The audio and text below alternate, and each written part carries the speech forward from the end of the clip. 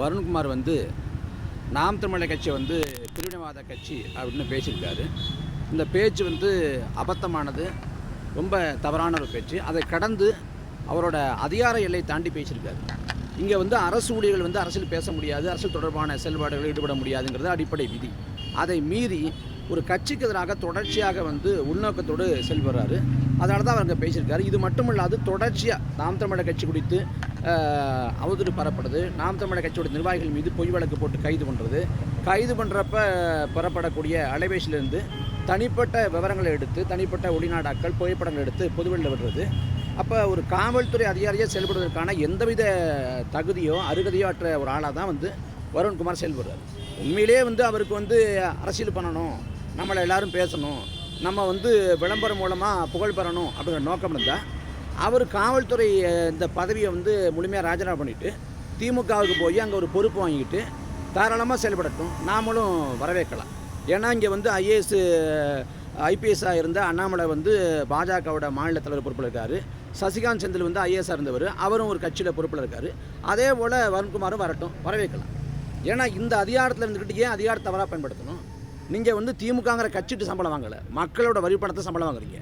மக்களோட வரி பணத்தை சம்பளத்தை வாங்கிட்டு ஒரு கட்சிக்கு வந்து ஒரு மூன்றாம் தர அல்லக்கை போல், ஒரு கைப்பாவை போல் செயல்பட்டு என்ன செய்ய போகிறீங்க? சபரீசன் உதயநிதி நெருக்கமாக இருக்கிறதா சொல்கிறாங்க. அப்போ சபரீசன் உதயநிதி வந்து நெருக்கமாக இருக்கிறதால எந்த எல்லைக்கும் போகலான்னு நினைக்கிறாரா? நாம் தமிழர் கட்சியை சேர்ந்த திருப்பதி கண்ணன் 2 பேரை கைது பண்ணி கொண்ட காவல் நிலையத்தை வச்சு விடிய அடின்னு அடித்து உரித்து ஆபாசமாக பெண் காவலர்களை விட்டு பேச வச்சு, இதெல்லாம் தவறு இல்லையா? இப்போ வருண்குமாரோட மனைவி பிள்ளைகளை பேசக்கூடாது தான், யார் பேசாலும் தப்பு தான். அப்படி பேசுனாங்கன்னா சட்டப்பூர்வமாக என்ன நடவடிக்கையோ எடுங்க, ஒரு பிரச்சனையும் இல்லை. ஆனால் அவங்க குடும்பத்தை பேசக்கூடாதுன்னா அப்போ எங்கள் குடும்பத்தை பேசலாமா? எங்கள் அண்ணனியை பேசலாமா? அண்ணன் சாட்டை துறைமுருகன் குறித்து திருச்சி சூர்யான்னு ஒரு ஆள் தொடர்ச்சியாக அவதூறாக பேசுகிறேன். அது குறித்து புகார் கொடுத்தது இதே திருச்சியில். ஏன் வழக்கு போடுறேன்? ஏன் எந்த நடவடிக்கை எடுக்கலை? அப்போ வருண்குமாரை பற்றி பேசக்கூடாது, குடும்பத்தை பற்றி பேசக்கூடாது, மற்ற எல்லாரை பற்றி பேசலாமா? மான அவமானம், அவதூறு, கோபம், உணர்ச்சி எல்லாமே எங்களுக்கு இருக்குல்ல. அப்போ வருண்குமார் வந்து எல்லை மீறி செயல்படுறாரு. அதுக்கு சட்டபூர்வமாக நாங்கள் என்ன செய்யணுமோ அதை செய்வோம். இன்றைக்கி ஐயா சங்கர் ஜிவால்கிட்ட வந்து புகார் கொடுத்துருக்கோம். அவங்க எங்களோட புகாரை வந்து வாசித்து பார்த்தாங்க, அவங்க கேள்விகள் கேட்டாங்க. நாங்கள் உரிய நடவடிக்கை எடுப்போம் அப்படின்னு உறுதிப்படுத்திட்டாங்க. நாங்கள் நம்புகிறோம் எடுப்பாங்கன்னு. ஒருவேளை எடுக்கப்படாத பட்சத்தில் நீதிமன்றத்தின் படியேறி சட்டபூர்வமாக வருண்குமாரோட சட்டை கழட்டும். அண்ணாமலை அவர்கள் வந்து நாம் தமிழர் கட்சி தமிழ்நாட்டுக்கு தேவை அப்படின்னு சொல்லி ஒரு கருத்து சொல்லியிருக்காரு. இந்த விஷயத்தில் அவர் வருண்குமார் ஐபிஎஸ் குறித்து பேசும்போது அதை அந்த கருத்தை வரவேற்கிறோம். அண்ணாமலை வந்து வலதுசாரி கோட்பாட்டை ஏற்றுக்கொண்டவர், பாஜக சேர்ந்தவர். அவர் இப்படி சொல்கிறாரு. இதே சமயத்தில் இங்கே இருக்கக்கூடிய முற்போக்கு இயக்கங்கள், ஜனநாயக இயக்கங்கள் எப்படி பார்க்குது? ஒருவேளை வந்து இதே வருண்குமாருக்கு பதிலாக வேற ஒரு ஆள் போய் சண்டிகர்லேயே டெல்லியிலே போய் திமுக வந்து ஒரு பிரிவினைவாத இயக்கம், அவங்க திராவிட நாடு முழக்கத்தை வச்சாங்க, மறுபடியும் வைப்பாங்க அப்படின்னு பேசினா இந்த தமிழ் சமூகம், இந்த பொது சமூகம் அமைதியாக இருந்திருக்குமா? எவ்வளவு கொந்தளிச்சிருப்பாங்க. ஒரு அதிகாரி வரம்பு மீறி பேசாருங்க. இது மனித உரிமை மீறல், அடிப்படை மனித உரிமை மீறல், அதிகார அத்துமீறல். இதை கண்டிக்காமல் இதை கடந்து போகிறாங்க அப்படின்னா எப்படி சகிச்சுக்க முடியும்? நாம் தமிழர் கட்சிக்கு வந்து அநீதி விளைவிக்கப்படுது, நாம் தமிழர் கட்சிக்கு வந்து இன்னல் நடக்குதுன்னா எல்லாரும் வாய் மூடி மௌனமாக இருக்கிறாங்க. இந்த மௌனம் வந்து ரொம்ப ஆபத்தானது. ஒரு அதிகாரி அந்த அதிகார எல்லையை தாண்டி பேசுறாரு, செயல்படுறாரு, பொய் வழக்கில் போடுறாரு, தனிப்பட்ட ஒளி நாடாக்களை வெளில வர்றாரு. இதே நாட்டில் பெகாசஸ் மென்பொருள் வந்து பேசுபொருளாக இருக்குது, தனி உரிமைக்கு தானதுன்னு. அதே போல் ஒட்டுக்கை புகாரம் பேசுபொருளாக இருக்குது. எங்களோட அலைபேசியின் தகவலை எடுத்து பொதுவெளியில் விடுவேன் அப்படின்னா இது என்ன மாதிரி அசிங்கம்? இதில் இணைய குற்றம் பற்றி பாரம் எடுப்பதற்கு வருண்குமாருக்கு என்ன தகுதி இருக்குது? நீயே இணைய குற்றம் தானே பண்ணுற. அடுத்தவனோட அலைபேசியின் தகவலை திருடி இன்னொருத்தட்ட கொடுத்து அதை பொதுவெளியில் வெளியிட சொல்கிறேன்னா இது இணைய குற்றம் இல்லையா? அவருக்கு வந்து எந்தவித தார்மீகமோ தகுதியோ இல்லை. அவர் இனியும் வந்து காவல்துறை பொறுப்பில் நீடிப்பதுங்கிறது அது காவல்துறைக்கு தான் அசிங்கம், அவமானம். ஏன்னா அவர் மட்டும் தமிழ்நாட்டில் ஐபிஎஸ்ல எத்தனையோ பேர் இருக்காங்க, மூத்தவங்க இருக்கிறாங்க, அனுபவம் கொண்டவங்க இருக்காங்க, அவங்களாம் இப்படியெல்லாம் செயல்படலையே. ஆனால் இவருக்கு மட்டும் என்ன தலைமையில கொம்பு முளைக்குது? அப்படி என்ன அதிகார திமிரு, பதவி மமதை? ஆட்சிங்கிறது 5 ஆண்டு இருக்கும். இந்த அதிகார வர்க்கம் வந்து 58 வயசு 60 வயசு வரைக்கும் இருக்கணும், மக்களுக்காக இருக்கணும். ஆனால் அப்படி இல்லை. இன்றைக்கி திமுக பின்புலத்துக்கிற துணிவில் என்ன வேணாலும் பண்ணலாம்ங்கிற இதில் பண்ணிகிட்டு இருக்காரு. ஆனால் அந்த திமுகவோட ஆட்சி அதிகாரம் நிலையானது இல்லை. இது மாறுறப்ப இப்போ இன்றைக்கி அதிகார திமிரில் ஆடுறவர் அடிபணிஞ்சு போவார். அனைத்து அரசியல் கட்சிகளும் இதுக்கு எதிராக குரல் கொடுக்கணும்னு சொல்றீங்க. கட்டாயம் பேசணுங்க, கட்டாயம் பேசணும். நம்ம எல்லாத்துக்குமா பேசுகிறோம்ல. என்கவுண்டர் படுகொலைக்கு எதிராக பேசுகிறோம், அதே போல் காவல்துறையினர் வந்து கையை முறிச்சா காலை முறிச்சா இல்லை பல்ல பிடுங்கினா அதுக்கு எதிராக பேசுகிறோம். இந்த மனித உரிமை சார்ந்து யாருக்கு நடந்தாலும் நம்ம பேசுகிறோம். நாம் தமிழர் கட்சி குறிப்பாக யாருக்கு ஆதரவாக அண்ணன் சீமான் அவர்கள் பேசலை. ராசா வந்து வலதுசாரிகளால் தாக்கப்பட்டப்ப ராசாவுக்கு ஆதரவாக அண்ணன் அறிக்கை கொடுத்துருக்காங்க. அதே போல் அண்ணன் திருமா வந்து தாக்குதலுக்கு உள்ளானப்ப, இணைய தாக்குதலுக்கு உள்ளானப்ப திருமாவுக்கு ஆதரவாக பேசியிருக்காங்க. ராகுல் காந்தியோட பதவி பறிக்கப்பட்டப்போ அதுக்கு எதிராக பேசியிருக்காங்க. அந்த பதவி பறிப்புக்கு எதிராக பேசியிருக்காங்க. இங்கே வந்து மாரதாஸுக்கும் கருத்துரிமை இருக்குன்னு பேசியிருக்காங்க. சவுக்கு சங்கருக்கு பேசியிருக்காங்க. எல்லாருக்குமே பேசியிருக்காங்க. ஜவாஹர்லாவுக்கு தண்டனை கொடுத்தப்ப ஜவாஹர்லாவுக்கு ஆதரவாக அறிக்கை கொடுத்துருக்காங்க. அப்படி எல்லாருக்கும் நாங்கள் பேசுகிறோம். ஆனால் எங்களுக்கு ஒன்றுனா யாரும் பேச மாட்டாங்கன்னா இது எப்படி பார்க்குறது? அவ்வளவு ஆபத்தான சக்தியாக நாம் தமிழர் கட்சி அவ்வளோ ஆபத்தாக விடுதலை புலிகளை ஆதரிக்கணும்னா நாங்கள் சாவின் கடைசி நொடி வரைக்கும் ஆதரிப்போம். திரும்ப திரும்ப சொல்கிறோம், பிரபாகரன் எங்கள் தெய்வம், விடுதலை புலிகள் எங்கள் குலசாமி. நீ வழக்க போடுவே, சிறைப்படுத்துவே, குண்ட சட்டத்தை பாய்ச்சுவே, தேசிய பாதுகாப்பு சட்டத்தை பாய்ச்சுவே, இல்லை எண்ணெயை கொண்டு வருவேன், என்ன பண்ணாலும் நாங்கள் விடுதலை புலிகளை ஆதரிப்போம், காதலிப்போம், நேசிப்போம், கொண்டாடுவோம். இதை சொல்லி எங்களை முடக்கிடலாம் அப்படின்னா இது வந்து எங்களுக்கு எந்த சிறுமையும் இல்லை. இன்னும் சொல்லப்போனால் ஒரு 20 நாட்களாக 30 நாட்களாக வந்து நாம் தமிழர் கட்சி வந்து வெளியேறாங்க, கூடாரம் காலியாகி கொண்டிருக்கு அப்படின்னு கருத்துருவாக்கம் செஞ்சப்போ வருண்குமார் மட்டும் தான் சொல்கிறாரு, அவங்களுக்கு இந்தியா முழுக்க ஆட்கள் இருக்காங்க, உலகம் முழுக்க ஆட்கள் இருக்காங்க அப்படின்னு அவர் தான் சொல்கிறார். அப்போ அந்த வகையில் நாம் தமிழர் கட்சியோட எழுச்சியை கண்டு பலர் வந்து பயம் கொள்கிறாங்க. அப்படி பயம் கொள்கிற ஒரு ஆளை தான் நாங்கள் வந்து வருண்குமாரை பார்க்குறோம். அதே போல் இன்றைக்கி அண்ணாமலை அவர்கள் வந்து எஸ்பி வருண்குமார் பேசுங்க பெரிதுபடுத்த வேணாம் அப்படின்ற மாதிரி சொல்லியிருக்காரு. அதை பற்றி உங்களுக்கு ஒருவேளை பாஜக வந்து பிரிவினைவாதம் பண்ணுது, அவங்க இந்து முஸ்லீம் அப்படின்னு சொல்லிட்டு நாட்டை துண்டாடுறாங்க அப்படின்னு வருண்குமார் பேசியிருந்தா பெருசுப்படுத்தாமல் அண்ணாமலை இருந்திருப்பாரா? பேசியிருப்பார்ல. பாஜகவை சேர்ந்த செய்தி தொடர்பாளர் புரட்சி கவிதாசன் பேசுவார் நியூஸ் 1 தொலைக்காட்சியில். பேசுகிறப்ப வந்து எங்களுக்கு அடுத்து தான் அவரும் சொல்கிறார், விடுதலை புலிகள் எங்கள் குலசாமிங்கிறார். அப்போ அதனால் பாஜக வந்து பிரிவினைவாத இயக்கம், அவங்க நாட்டை துண்டாட பார்க்குறாங்க அப்படின்னு யாராவது பேசுனாங்கன்னா அண்ணாமலை மௌனமாக கடந்து போவாரான்னு கடந்து போக மாட்டார். அப்போ அவங்களுக்கு வந்தால் தான் வலிக்கும், எங்களுக்கு வருது வலிக்குது நாங்கள் பேசுகிறோம். நாம் தமிழர் கட்சிக்கு அவருக்கு வந்து ஆரம்ப காலத்திலேருந்தே தொடர்ந்து மோதல் இருக்குது பல மாதங்களா. இது வந்து ஆரம்பத்தில் இங்கே சரியாக கையாள தான் இப்போ வந்து சத்தீஸ்கரில் போய் அவர் பேசுகிறாலும் எங்களுக்கு வந்து வருண்குமார் எதிரி இல்லை, உதிரி. அவர் ஏதோ வந்து என்ன சொல்கிறது, ஒரு மன மகிழ்ச்சி, ஒரு புலங்காகிதம், நம்மளை பேசுகிறாங்க, ஊடகம் பேசுகிறாங்க, நம்மளை கவனிக்கிறாங்க, ஒரு இயக்கத்தை எடுத்து சண்டை போடுறோம் அப்படின்னு மனசுக்குள்ள நினப்பு. அவர் மனநோயாளி போல் இது போல் செல்வார். நாங்கள் வந்து இடது கையால் புறந்தள்ளணும். அதே நேரத்தில் சட்டப்பூர்வமாக கடந்த முறை இந்த ஒளிநாடாக்கள் விட்டப்போ இதே அலுவலகத்துக்கு வந்து புகார் கொடுத்துருக்கோம். இந்த முறையும் புகார் கொடுத்துருக்கோம். நாங்கள் நியாயத்தையும் பக்கம் நிற்கிறோம், ஜனநாயகபூர்வமாக இயங்குகிறோம். யார் ஜனநாயகபூர்வம் இல்லாமல் சட்ட ரீதியாக இயங்காமல் யார் சட்டத்தை அத்துமுறாங்கிறத பார்க்குற நாட்டு மக்கள் தெரிஞ்சுக்கிட்டோம். இல்லை ஒரு அரசு அதிகாரிக்கு ஒரு அரசியல் கட்சி வந்து எதிர்த்து இப்படி அரசியல் தேவையில்லை, என்ன தேவை இருக்குன்னு நினைக்கிறீங்க? அவருக்கு தேவை இருக்குல்ல, அவரை பற்றி பேச வேண்டிய தேவை இருக்குல்ல. வருண்குமார்னு அவர் வந்து பேசுபொருளாக மாறுறாருல, அதில் ஒரு இன்பம், அதில் ஒரு மன மகிழ்ச்சி.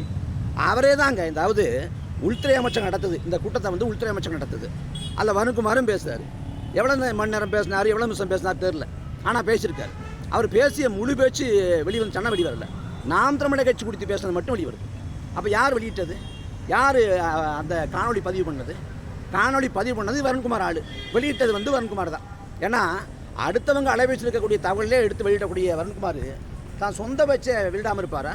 அவரே வெளியிட்டு அதன் மூலம் பேசு பொருளாக தன்னை மாற்றி அதில் ஒரு இன்பம், ஒரு சிற்றின்பம், அதுதான் காண்றது. திருச்சி புறநகர் மாவட்ட காவல் கண்காணிப்பாளர் வருண்குமார் ஐபிஎஸ் அவர்கள் தொடர்ச்சியாக மிக வன்மத்தோடும் காழ்ப்புணர்ச்சியோடும் நாம் தமிழர் கட்சி நிர்வாகிகள் மீதும் அதனுடைய தலைமை ஒருங்கிணைப்பாளர் அண்ணன் செந்தமிழன் சீமான் மீதும் அவதூறு பரப்பும் நோக்கத்துடன் சட்டவிரோதமாக செயல்பட்டு வருகிறார். அவருடைய எல்லைக்குட்பட்ட காவல் நிலையங்களில் ஏராளமான பொய் வழக்குகள் நாம் தமிழர் கட்சியினுடைய நிர்வாகிகள் மீது பதியப்பட்டுள்ளன. அவ்வாறான ஒரு வழக்கில் கைது செய்யப்பட்ட கட்சியினுடைய கொள்கை பரப்பு செயலாளர் சாட்டை துரைமுருகனுடைய கைபேசியிலிருந்து கைது செய்யப்பட்டவுடனே அவரிடம் இந்த கைபேசி கைப்பற்றப்பட்டது. அந்த கைபேசியிலிருந்து எடுக்கப்பட்ட தனிப்பட்ட உரையாடல்களை 3ஆம் நபர்கள் மூலமாக அதை வெளியில் கொண்டு கொடுத்து அவர்கள் மூலமாக சமூக வலைதளங்களிலே அவை ஒளிபரப்பப்பட்டன. அதோடு மட்டுமல்லாமல் தொடர்ச்சியாக அவரே ஒரு பொய்யான புகாரை திருச்சியினுடைய தில்லை கங்கா நகர் காவல் நிலையத்தில் வந்து பதிவு செய்து அதன் அடிப்படையில் கைது செய்யப்பட்ட 2 நபர்களை சட்டவிரோதமாக இரவு முழுவதும் அடைத்து வைத்து கண்களை கட்டி அவர்களை அதாவது ஏஆர் போலீஸ் பெண் காவலர்கள் ஏஆர் காவல் பிரிவை சேர்ந்த பெண் காவலர்களை வைத்து இரவு முழுவதும் அடித்து கொடுங்காயத்தை ஏற்படுத்தியிருக்கிறார். மறுநாள் அவர்கள் ரிமாண்ட் செய்யப்படும் போது மேஜிஸ்ட்ரேட்டை அந்த காயங்களை குறித்து வைத்து மருத்துவமனைக்கு அனுப்பியிருக்கிற நிலைமைக்கு அவர் உருவாக்கிவிட்டார். அதோடு மட்டுமல்ல, தொடர்ச்சியாக தன்னுடைய முன்பு பயன்படுத்திய எக்ஸ் தளத்தில் இருந்தும் தன்னுடைய வாட்ஸ்அப் மூலமாகவும் நாம் தமிழர் கட்சி நிர்வாகிகளை பற்றியும் நாம் தமிழர் கட்சி பற்றியும் மிக அவதூறாகவும் மறைமுகமாகவும் நேரடியாகவுமே அவர் மிரட்டல் துணியிலே செய்திகளை வெளியிட்டு வந்தார். இதனுடைய தொடர்ச்சியாக சில நாட்கள் முன்பு சண்டிகரில் நடைபெற்ற ஒரு அகில இந்திய காவல் அதிகாரிகளுடைய மாநாட்டில் நாம் தமிழர் கட்சி ஒரு பிரிவினைவாத இயக்கம் என்ற ஒரு கருத்தையும் சொல்லியிருக்கிறார்.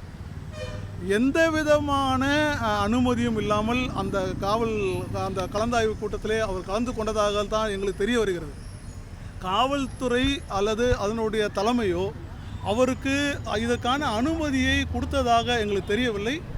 ஆனால் அப்படி ஒரு கூட்டத்திலே கலந்து கொண்டவர் நாம் தமிழர் கட்சியை குறிவைத்து எங்களுக்கு உலகம் முழுக்க கிளைகள் இருக்குது, அதனால் இவர்கள் தொடர்ந்து இது போன்ற பிரிவினைவாத செயலில் ஈடுபடுவதாக சுட்டி காட்டியிருப்பது, பேசியிருப்பது அவருடைய அதீத வெறுப்புணர்ச்சியும் அதீதமான காழ்ப்புணர்ச்சியும் காட்டுகிறது. தொடர்ந்து தன்னுடைய பதவியை துஷ்பிரயோகம் செய்து நாம் தமிழர் கட்சி மட்டுமல்லாமல் குறிப்பாக இந்த ஆளும் திராவிட முன்னேற்ற கழகத்துக்கு எதிராக செயல்படும் சமூக சேவர்கள், பத்திரிகையாளர்கள், திரு ஃபெலிக்ஸ் ஜெரால்ட் உட்பட பல நபர்களை குறிவைத்து அவர் செயல்பட்டு வருவதன் நோக்கமே தன்னுடைய ராஜ விசுவாசத்தை ஆளுங்கட்சிக்கும் முதலமைச்சருடைய குடும்ப உறுப்பினர்களுக்கும் காட்டுவதற்காக மட்டும்தான் என்பதை நாங்கள் குற்றச்சாட்டாக வைக்கிறோம். தொடர்ந்து இதுபோல் அவர் சட்டத்தை மீறி தன்னுடைய அதிகார துஷ்பிரயோகத்தை செயல்படுவதால் அவர் உடனடியாக அந்த பதவியிலிருந்து மாற்றப்பட வேண்டும். மாற்றப்பட்டாலும் வேறு ஒரு சென்சிட்டிவான போஸ்ட்டில் அவர் போட்டால் திருப்பி இதே மாதிரி தொடர்ந்து அவர் தன்னுடைய சட்டவிரோத செயலை செய்வார். ஆகவே அவர் நான் சென்சிட்டிவ் போஸ்ட் வேறு ஏதாவது மாற்றப்பட வேண்டும் என்ற கோரிக்கையோடு இன்று காவல்துறை தலைமை இயக்குனர் திரு சங்கர் ஜுவால் அவர்களை இப்போது சந்தித்தோம். மிக பொறுமையாக எங்களுடைய புகார் முனைவை அதனுடைய புகாரில் கூறப்பட்ட சங்கதிகளை கேட்டவர் இதுபோல் நபர்கள் தனிப்பட்ட ஒரு உயர் அதிகாரிகள், காவல்துறை அதிகாரிகள் தங்களுடைய கருத்தை சொல்வதற்கு நாங்கள் எப்போதும் அனுமதி வழங்குவதில்லை, நாங்கள் அதை ஏற்றுக்கொள்வதும் இல்லை. இது குறித்து நான் கண்டிப்பாக ஒரு ரிப்போர்ட் ஒரு அறிக்கையை நான் கேட்டு வாங்குவேன். அந்த அறிக்கையின் பேரில் கண்டிப்பாக நாங்கள் நடவடிக்கை எடுப்போம் என்று சொல்லியிருக்காங்க. நாங்கள் வற்புறுத்தியது என்னவென்றால், இப்பொழுது நீங்கள் தொடர்ந்து அவரை அனுமதித்தால் அவர் மீண்டும் மீண்டும் இதேபோல் சட்டவிரோத செயல்களில் தன்னுடைய அதிகாரத்தை துஷ்பிரயோகம் செய்வார் என்றதை நான் சுட்டி காட்டினோம். தம்பி இடும்பாவனம் கார்த்தி அவர்களும் தங்கை பர்கானா அவர்களும் இதுபோல் தொடர்ச்சியாக அவருடைய சட்டவிரோத செயல்களை பட்டியலிட்டனர். அதை பொறுமையாக கேட்ட காவல்துறை தலைமை இயக்குனர் அவர்கள் இதற்காகவே எங்களுக்கு தனியான சில ப்ரொசீஜர்ஸ் இருக்கிறது, அப்பாயின்மெண்ட் அண்ட் ட்ரான்ஸ்ஃபர் இது பற்றியான ஒரு போர்டு முடிவு பண்ணோம். கண்டிப்பாக அந்த போர்டினுடைய முடிவுக்கு நான் இதை அனுப்புவேன். வெகு விரைவில் இது உரிய நடவடிக்கை எடுக்கப்பட்ட நடவடிக்கை உங்களுக்கு தெரிவிக்கப்படும் என்ற ஒரு உறுதிமொழியை எங்களுக்கு அளித்திருக்கிறார். ஆகவே நாங்கள் இந்த சந்திப்புக்கு பிறகு கண்டிப்பாக காவல்துறை தலைமை இயக்குனர் அவர்கள் ஒரு நிச்சயமாக சட்டத்தை மீறி தனி மனித வெறுப்புகளுக்கு உட்பட்டு செயல்படும் திருச்சியினுடைய திருச்சி புறநகர் மாவட்டத்தின் எஸ்பி திரு வருண்குமார் மீது கண்டிப்பாக நடவடிக்கை எடுக்கப்படும் என்றதை நாங்கள் நம்புகிறோம். துறை ரீதியாக நீங்கள் நடவடிக்கை எடுக்கணும் இல்லை, துறை ரீதியாக நான் கேட்கல, அது டிபார்ட்மெண்டல் ஆக்ஷன் நீங்கள் சொல்கிறது. துறை ரீதியாலாம் நான் கேட்கல. நாங்கள் கேட்டது உடனடியாக அவர் தற்போது வகித்து வரும் பதவியிலிருந்து மாற்றப்பட வேண்டும். ஏனென்றால் சட்டம் ஒழுங்கை ஆமாம் மாற்றுவது மட்டுமல்லாமல் மீண்டும் இதே போல் ஒரு சட்டம் ஒழுங்கை மெயின்டைன் பண்ணக்கூடிய ஒரு பதவியில் அவர் அமர்த்தப்படக்கூடாது. ஏனென்றால் அப்படி மீண்டும் அந்த பதவியில் இருந்தால் இதே மாதிரி தொடர்ந்து சட்ட செயலை செய்வார். ஆகவே அவர் நான் சென்சிட்டிவ் போஸ்ட், நிறைய நான் சென்சிட்டிவ் போஸ்ட் இருக்குது, அவங்களுக்கு தெரியும் அந்த லாங்குவேஜ் என்னன்றது தெரியும், நான் சென்சிட்டிவ் போஸ்ட்னா என்னென்னு. அதற்கு அவர் மாற்றப்பட வேண்டும். அப்படின்ற கோரிக்கையை தான் நாங்கள் சொல்லியிருக்கோம். கண்டிப்பாக அதை பரிசீலிக்கிறேன் என்று அவர் சொல்லியிருக்காரு. சட்ட நடவடிக்கை எடுக்க நீதிமன்றம் அனுமதி இல்லை, நாங்கள் இப்போ தான் கொடுத்துட்டு வந்திருக்கோம். அவர் வந்து கேட்டிருக்கிறது ஆஸ் சூன் அஸ் பாசிபிள் இம்மிடியேட்டாக இதை பற்றி நான் வந்து ஒரு என்கொயரி கால் பண்ணுறேன், நடவடிக்கை எடுக்கிறேன். நடவடிக்கை குறித்து உங்களுக்கு நான் வந்து பதிலும் வந்து உங்களுக்கு உரிய பதில் வந்து சேரும்னு அந்த ஒரு நம்பிக்கை கொடுத்துருக்காரு, ஒரு அஷூரன்ஸ் கொடுத்துருக்காரு. நாங்கள் அந்த நம்பிக்கையின் அடிப்படையில் காத்திருப்போம். நடவடிக்கை உடனடி நடவடிக்கை இல்லை என்றால் கண்டிப்பாக நீதிமன்றத்தை நாடுவோம். நீதிமன்றத்தில் அதாவது வருண்குமார் ஐபிஎஸ்னுடைய அத்தனை சட்டவிரோத செயல்களும் பட்டியலிடப்படும். அதற்கு உரிய தீர்வை நாங்கள் வந்து பெற முயற்சி பண்ணுவோம். பல மாதங்களாக அந்த பிரச்சனை போயிட்டு இருக்குது. நீதிமன்றத்தை முன்னாலே நீங்கள் நாடினா கூட உங்களுக்கு அது அனைத்து இதுவும் இருந்திருக்கு. அப்படி இருக்கும்போது இவ்வளோ காலதாமதமாக நீங்கள் புகாரும் கொடுக்குறீங்க. இல்லை, இது காலதாமதம் என்ன கிடையாது. இப்போது அது வந்து தனிப்பட்ட முறையில் அவர் செயல்பட்டது நாங்கள் சட்ட ரீதியாக சந்திச்சு தான் வரோம். ஏன்னா மதுரை உயர்நீதிமன்றத்தில் நாங்கள் வந்து அதுக்கான பல்வேறு நடவடிக்கைகள் எடுத்திருக்கோம். சாட்டை துரைமுருகன் அவர்கள் பல்வேறு வழக்குகளை போட்டிருக்காரு. அது மட்டும் இல்லாமல் இப்பொழுது அவருடைய முழுமையான வன்மம் எங்கே வெளியே வருதுன்னா, தான் எந்த அனுமதியும் அவர் பெற்றதாக தெரியவில்லை. எந்த அனுமதியும் பெறாமல் இவராக போய் ஒரு அந்த கருத்தரங்கில் இப்படி ஒரு சப்ஜெக்டை பேச போகிறோம், இதுதான் விஷயம்ன்று தன்னுடைய தலைமை அதிகாரி யாரிடம் அவர் வந்து அனுமதி பெற்றதாக தெரியல. அங்கே போய் இவர் இப்படி ஒரு கருத்தை சொல்லி, தான் தோன்றித்தனமாக இப்படி ஒரு கருத்தை சொல்லி, எந்த விதமான வந்து அடிப்படை ஆதாரம் இல்லாமல் அபத்தமான ஒரு கருத்தை சொல்லி, அந்த கருத்தை வந்து இவரே பதிவு பண்ணி அதை வந்து பத்திரிகைகளுக்கு வந்து செய்தியாக கொடுத்து இவரே வெளியிடுறது, இவர் எந்த அளவுக்கு நாம் தமிழர் மீது மிக வந்து வன்மத்தோடு செயல்பட்டு வருகிறார் என்பதை காட்டுது. இதை வந்து மிக முக்கியமாக இதை நான் தலைமை காவல்துறை இயக்குனர் சங்கர் ஜுவால் அவர்களிடம் நாங்கள் ஆணித்தரமாக எடுத்து கொடுத்தோம். அவர் அதை ரொம்ப கூர்ந்து கவனித்திருக்கிறார். கண்டிப்பாக நடவடிக்கை எடுப்பார் ஒரு பெரும் நம்பிக்கையோடு நாங்கள் காத்திருக்கிறோம்.